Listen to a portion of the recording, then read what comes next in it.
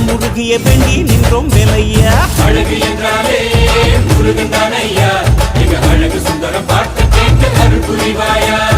சேவல் கொடியுடன் சிரிக்கும் முருகையா, எங்க வாழ்க்கையில வெற்றி பொங்க வருவாயா.